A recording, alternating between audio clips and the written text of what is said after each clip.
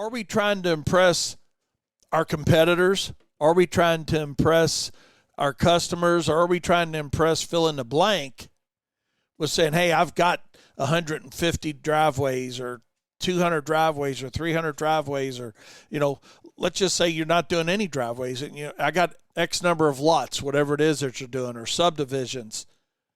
The point is, are you just trying to impress somebody with the count?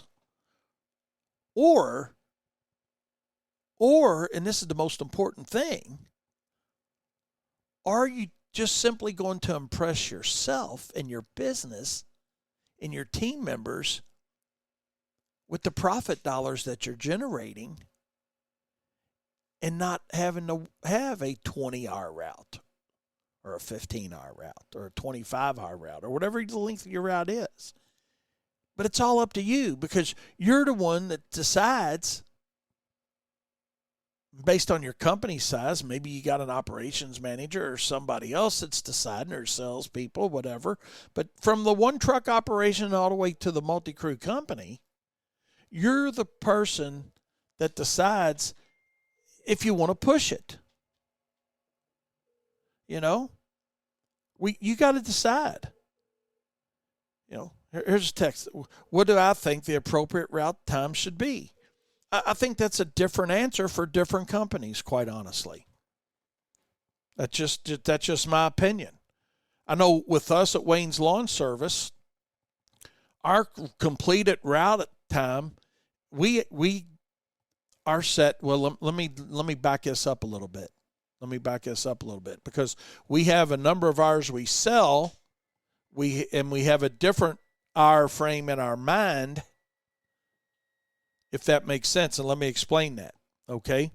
For us, we like to have a completed plow route done within no longer than 6 hours per truck, per piece of equipment. Whether you're using trucks, skid steers, pushers, doesn't matter. We want to be able to complete an entire route within 6 hours. And then we start back on that route again. Now,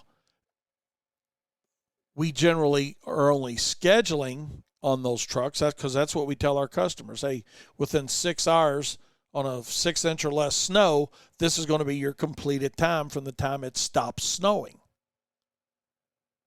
Everything is based on when it stops snowing. And okay, if that makes sense, Doug, but we use 6 hours as a time frame that we tell our customers. Realistically, it's about 4.5 hours, because what we want to allocate is time for problems, right? Time for problems, time for traffic. Perfect scenario, it's snowing, it's done by 10 p.m. and you're out working all night long and everything's good because you don't have any traffic between job stops, none of that, and your day moves along great. The worst case scenario is it stops snowing at 7 a.m. and now you got cars in the parking lot. Yeah, you've been there and you've done your drive lanes, or you've treated it, or you've pre-treated it. But really, it doesn't. What matters is what's the time once it stops snowing until your customers are serviced. Because anything short of a full service is going to be faster than that. Yeah, you guys are in the same ballpark. Yeah. And I don't say that's right for everybody. You got to figure out based on the types of customers you're servicing. If you're running a residential route solely, maybe that doesn't matter that it be that fast. Because some people are wanting to get out to work, some aren't.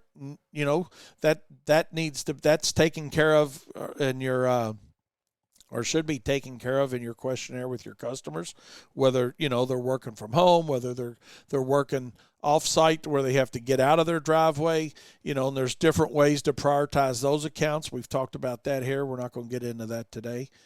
Certainly got some great video on that in the Profit Circle.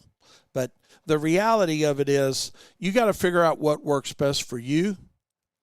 But just know that the longer that it takes you to complete a route, the more exposure you have and your customers have to the potential slip and falls.